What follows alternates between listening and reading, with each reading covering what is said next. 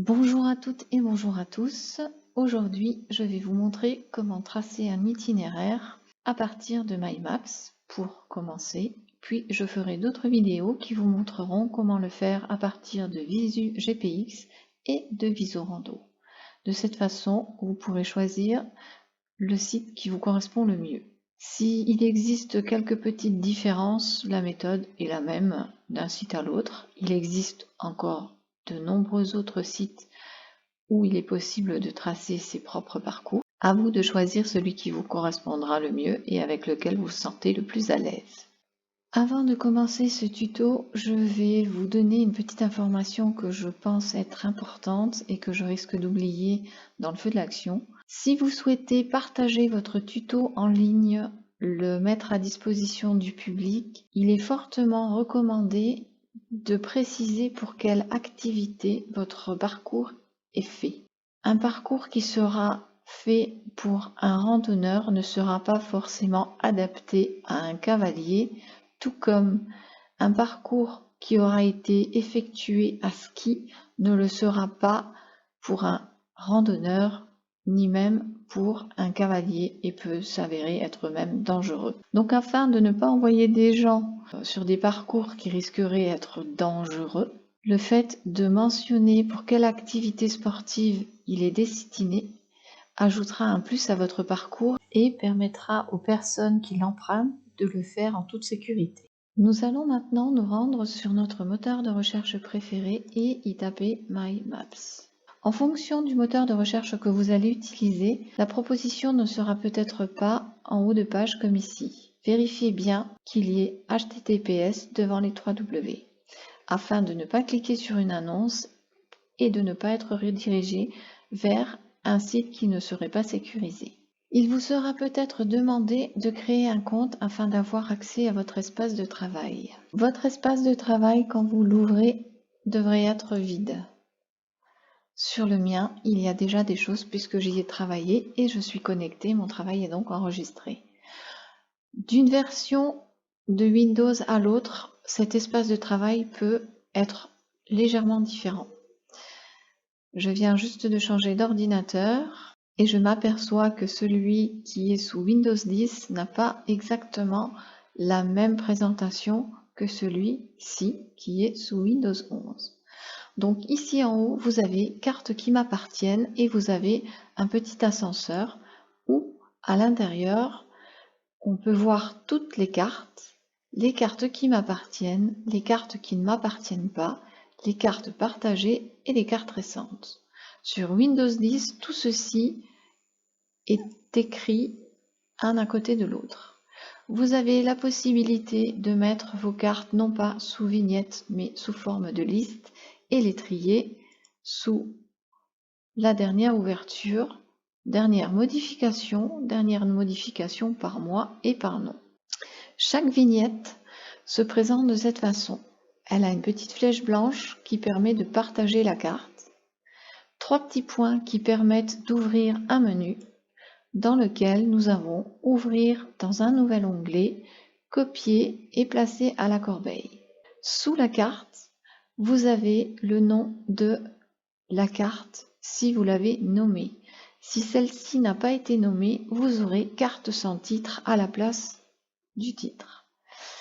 En dessous, vous y trouvez la date de création de cette dernière ainsi que un cadenas si celle-ci n'a pas été partagée.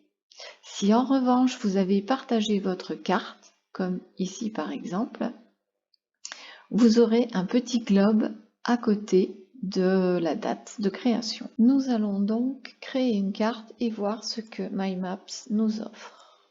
Nous cliquons sur les 3 petits traits et créer une carte. Le site se présente de cette façon. Nous avons donc un fond de carte, une barre de recherche ici. Sous cette barre de recherche, nous avons différents outils. Nous avons une petite flèche qui part vers la gauche qui permet d'annuler notre dernière action, une flèche qui permet de rétablir l'action, la main qui permet de bouger notre travail comme nous le souhaitons, l'ajout de repères, ensuite L'outil suivant permet de tracer une ligne.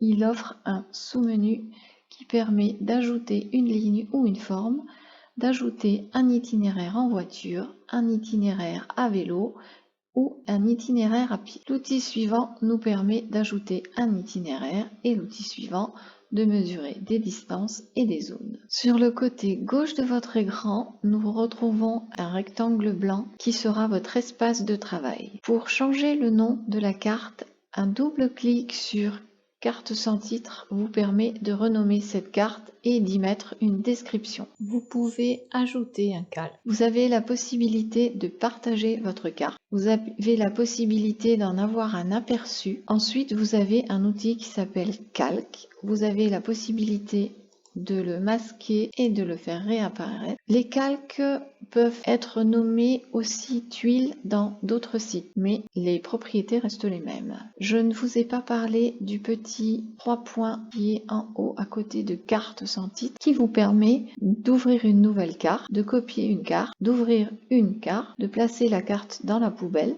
de définir une vue par défaut, d'intégrer la carte à un site, de l'exporter au format KML, KMZ et d'imprimer la carte. Nous avons aussi sur calque sans titre, faites bien la différence entre carte et calque. La carte c'est le fond, les calques ce sont des feuilles que vous poseriez sur votre carte pour ne pas abîmer le fond. Donc nous avons des options de calque qui permettent de renommer ce calque, ce que je vous conseille vivement de faire si vous utilisez plusieurs calques les uns sur les autres afin de savoir sur lequel vous travaillez. Vous pouvez supprimer ce calque et ouvrir le tableau de données du calque sur lequel vous travaillez. Vous pouvez ensuite importer des fichiers.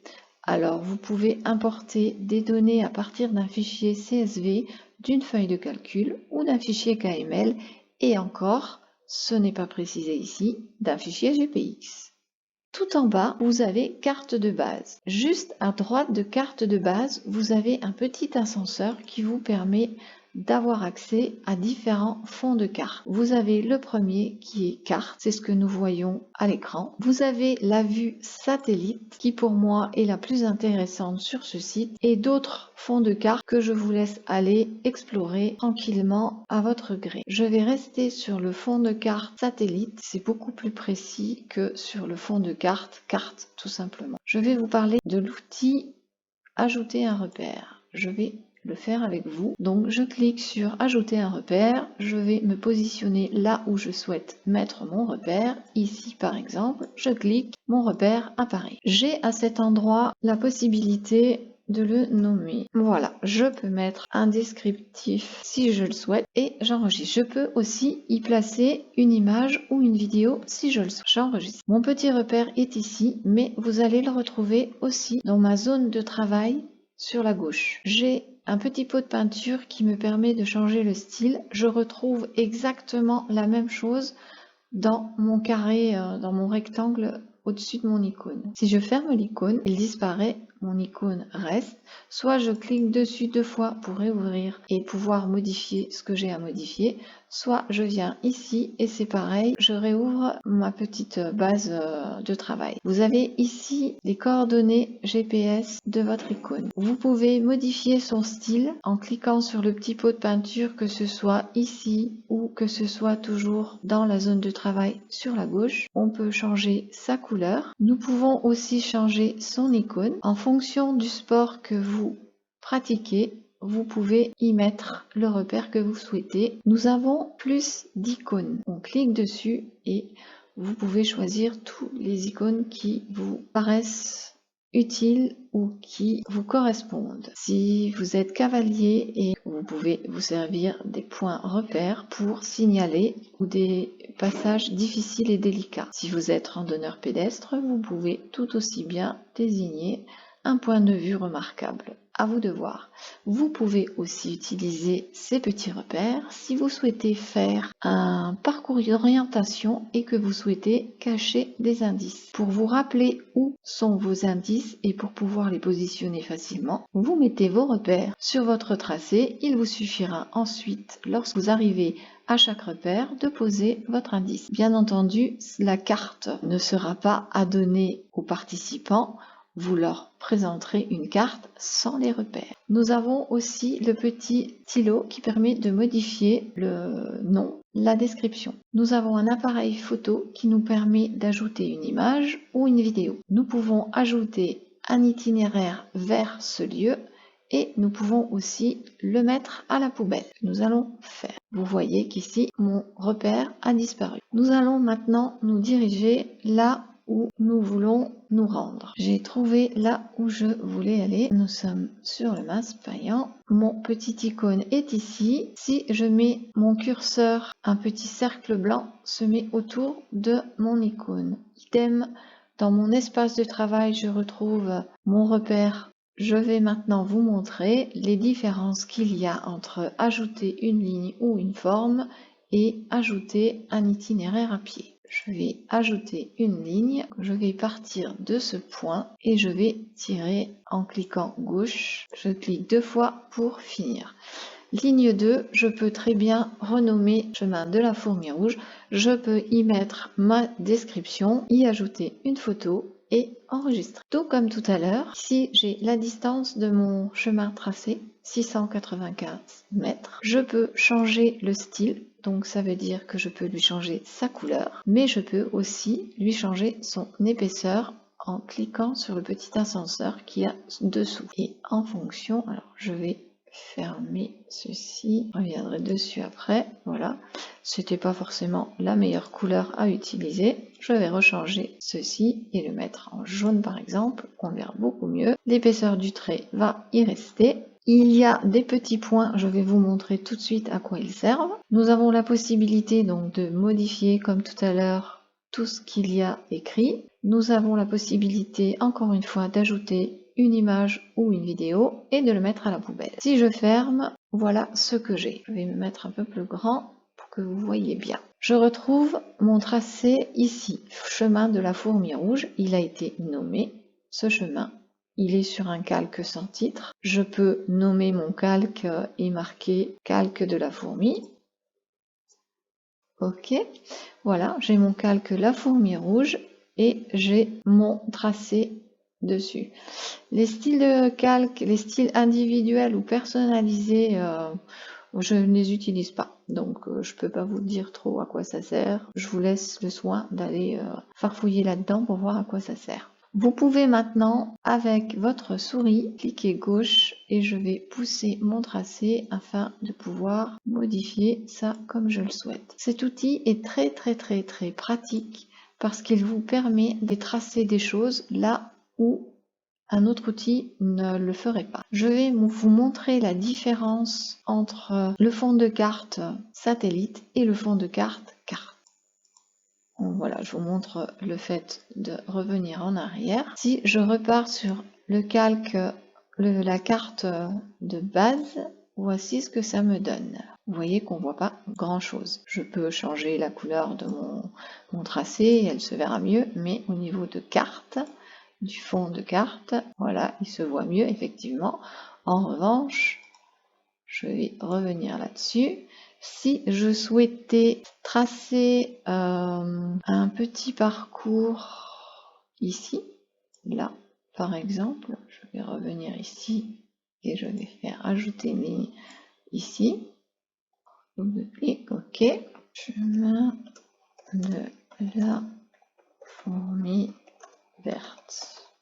Je sais, ça n'existe pas, mais c'est pas grave. Enregistrer. Comme tout à l'heure, je peux changer, je vais le mettre dans une autre couleur pour qu'on le voit bien, épaissir le trait et fermer tout ceci. Vous voyez dans mon espace de gauche, dans mon espace de travail, qu'il y a mon chemin de la fourmi rouge, mon chemin de la fourmi verte. Le chemin de la fourmi verte étant plus noir, plus foncé, parce que c'est celui-ci qui est sélectionné. Si maintenant je passe sur la carte de base. Voici ce que cela donne. Mon chemin de la fourmi verte, si je viens masquer la fourmi verte, je n'aurais jamais pu le tracer parce qu'il n'apparaissait pas. Donc je peux revenir dessus. Idem sur le chemin de la fourmi rouge, je pouvais, puisque c'est un gros trait blanc qui se voit. En revanche, le chemin de la fourmi verte ne se voyait pas. Voilà pourquoi il est plus utile pour moi de passer par satellite. Cela vous donnera une meilleure expérience du terrain en plus. Je vais supprimer ce calque afin de vous montrer un autre outil. Alors le tableau de données, on peut ouvrir le tableau de données. Voilà ce qu'il y a. Il n'y a pas grand chose dedans puisque nous n'avons pas d'altitude, de choses comme ça. Ok, on supprime ce calque, oui. Je vais maintenant vous montrer comment tracer une forme. Imaginons que je sois d'humeur un petit peu taquine et que je décide de faire un parcours un peu rigolo. Donc je vais venir tracer mon tracé et je vais fermer mon tracé en double-cliquant dessus. Ici, il n'y a plus écrit ligne, mais il y a écrit polygone. Je peux, comme tout à l'heure, le renommer et y mettre une description. J'enregistre. Alors, comme tout à l'heure, nous avons toujours notre petite boîte qui reprend le nom de mon polygone que je retrouve dans mon espace de travail ici, non plus sous forme de ligne, mais vraiment sous forme de forme, avec le petit pot de peinture que nous retrouvons en bout de ligne, et nous retrouvons exactement la même chose ici. En revanche, nous avons la surface de cette forme et les mètres que cela représente. Donc je ne sais pas si c'est d'un point à l'autre ou la circonférence. Je ne sais pas du tout. Ça, il faudrait faire une petite recherche. Mais nous pouvons changer de couleur, comme tout à l'heure. Donc là, il est noir. Je vais le mettre en jaune. Nous avons ici un curseur où plus je vais vers la gauche, plus il sera opaque. Plus je vais vers la droite, plus ce sera transparent et je verrai ce qu'il y a en dessous. Je peux aussi changer la bordure, enfin la largeur de la bordure. Voilà, on le voit, plus je vais, plus la bordure s'agrandit, plus je vais vers la gauche, plus celle-ci sera fine. Je peux modifier, y mettre une image ou une vidéo et le supprimer. La différence, c'est que cette forme, je peux la bouger, alors que ma ligne tout à l'heure, je ne pouvais pas la bouger. Je peux, comme tout à l'heure, récupérer avec le petit doigt de ma souris et en cliquant gauche, y faire des modifications de ce style. Donc si j'étais un petit peu coquine, je pourrais m'amuser à faire un tracé qui ferait passer des gens de cette façon sur cette forme. Cela peut aussi vous servir pour mesurer certaines choses comme par exemple ce terrain et connaître sa surface. Voilà pour l'outil forme. Je vais supprimer ce calque et nous allons voir ajouter un itinéraire. La différence entre tracer une ligne et ajouter un itinéraire est la suivante. On clique comme tout à l'heure, j'ai un point A. En revanche, je vais suivre une ligne et il va lui me proposer des choses et pas forcément ce que je veux.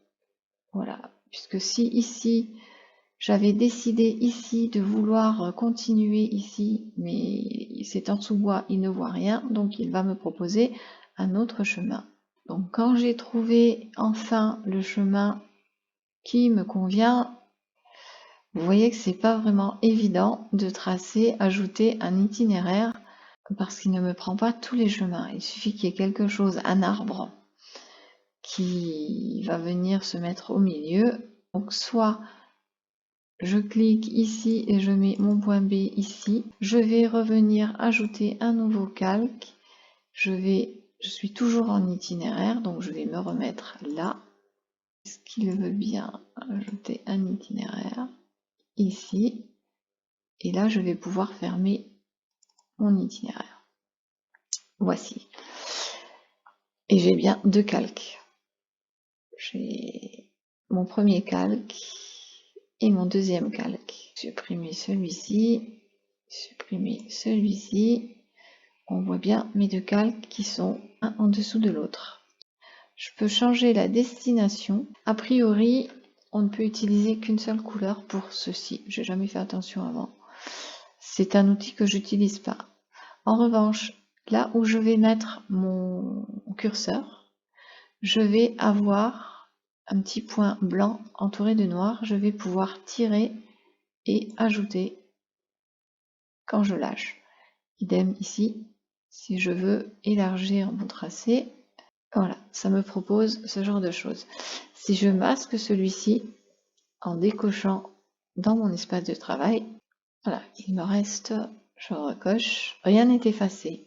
Donc personnellement, je préfère travailler avec ajouter une ligne et vous voyez qu'il est important de nommer ces calques parce que sinon vous allez supprimer des choses qui seraient peut-être importantes et pour lesquelles vous avez passé du temps.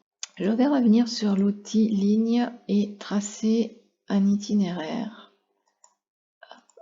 Il y a des choses que je ne vous ai pas montrées. Si vous voulez fermer ce tracé, il va vous falloir le faire en 2 étapes. Sinon, vous allez vous transformer en forme. Donc une fois que c'est fait, vous pouvez changer la couleur de votre tracé, son épaisseur. Ok, ok, ok. Si maintenant je veux fermer justement mon tracé, je vais cliquer droit sur le dernier point et je vais prolonger la ligne. Je peux venir fermer mon tracé. Je peux toujours agrandir et changer mon tracé comme je le souhaite. Je peux supprimer des points en cliquant droit, supprimer le point. Je peux complètement supprimer en cliquant entre deux points, je supprime la totalité de mon tracé. Sachez que sur MyMaps, si vous tracez un tracé ou si vous importez un fichier GPX qui a plus de 1000 points, vous n'arriverez pas à le modifier avec MyMaps.